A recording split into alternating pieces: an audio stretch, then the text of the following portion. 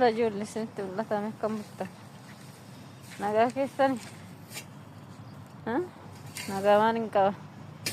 Jettaniitu nu asitti biyya kanatti hojiin nu ajjeese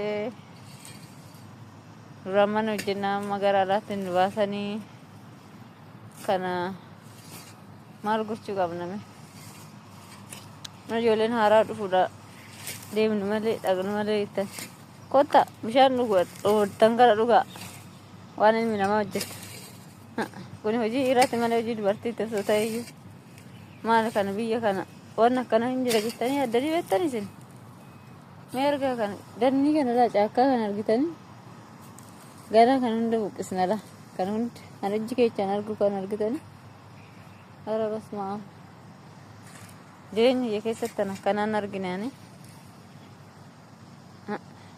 kanirraa doomanu nu dhiisata doomanu cabaa jirti haqimii keenyaa ol OOA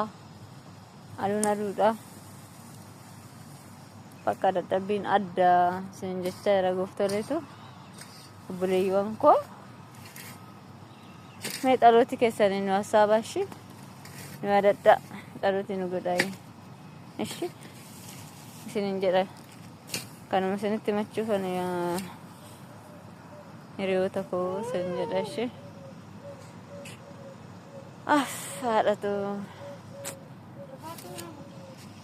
irsa jedhan gaggabuu bira galan dadhabuu jedhanii ala jennee jedhanu xorinnati harkseessa hirmaatti agarrabbuun maal obbaaki maala waan akkanaa kan warri biyyarra teessanii ingaltanii hojiin nan salachee ana mana keessatti nan jettan simbira ga'u kun waan nan hojjedhu kottu laala anallee na talachaa akkuma isin mana keessatti isin hojjettanii nyaachuun manatti bilcheeffattanii nyaachuun isin talachaa isaan argitanii anammoo ila kun kana qofaruun na talachee jira abbaan itti madduun nabee nama naa dhaga'uun nabee dadhabde namni jedhu hin jiru deemi kana hojjedhu akkan bakka kanaafuu warri manatti biyya keessa jirtaniitu qilleensa gaarii fudhachaa akkan hin jettanillee nurraa targaggaa calootiidhaan nu yaadadhaa isin jechuuf waan biraa humaa miti ishii haal wanna ilmi namaa hojjeta asitti kottaa laala wayini abbaate abbaa ko ebade gaashee kiyya si alaa du'e bade wayini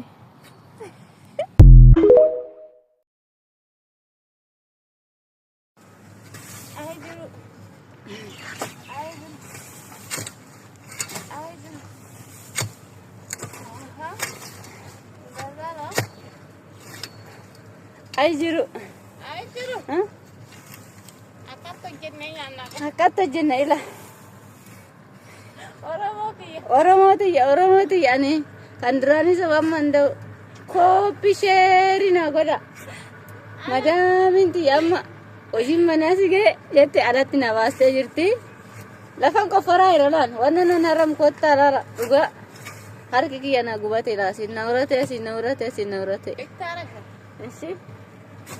Gaafa gaashaa isin akkanatti ilaaltan kana wanna ijji keessan isin laalu kana yooma akka fedhu hojjagiinaa ba'a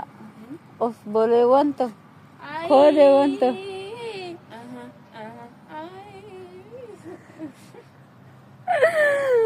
wayne humne bade maal nu wayya amma ani duraan bar ilaa warrumti ijoollonti garanuma ijoollon teenya ilaa biyya keessan irratti akkaa yookiin reestoroonillee yoo jiraatte ishee hojjetta maalo baraa kana keessattan akkamittan abbaa kiyyaaf waan akkanaan hojjetu kana hojjedhaa jira laal wannan buqqisaa jiru laal kana argaa laal ani duraa kanan jala darbe kophaa kiyyan hojjedhaa innatti baay'atee jennaan nama fidinaan jedhan nama fidadhe kan inuma natti kaate gifti xiyyan duraan natti hin dubbanne kun asitti daffa'ame kun akkana ta'e amma masurmaa keessa dabarte ala bayitu ala hojjedhaan jetti anan nama kiyya biraanis naagaa waan ani hojjedhu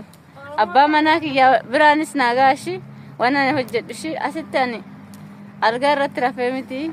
baraa kana keessa naa dabartee dheetan hojjechaa jira dhugaa naa dabartee dheetan natti darbaa jirti dhugaa ani waan akkanaa kana man argee beeka ilaa abbaa kiyyaaf hin haramne ani kina gudumaan ta'ee siin jala gudumaan ta'ee siin jala gooftoleetu wayyoo wayyoo waan akkanaa kun biyya kana hin jiru Insane waan akkanaa kun akka isinirra hin geenye warri biyya irtaan biyya irratti hojjedha warri asii immoo waaqayyo akka hin fidetti ka isin jabeessatu nagaan biyya keessatti nagarchu jenna homaa kana wama akka fedhu bichaa kana bichaan alaala gana alallee hin jira la gibbiidhaan ala hamma kana kan ga'u jira duuba sanillee hin jira homaa dhumne amma namanu iyya nu birmatu dhabne bakka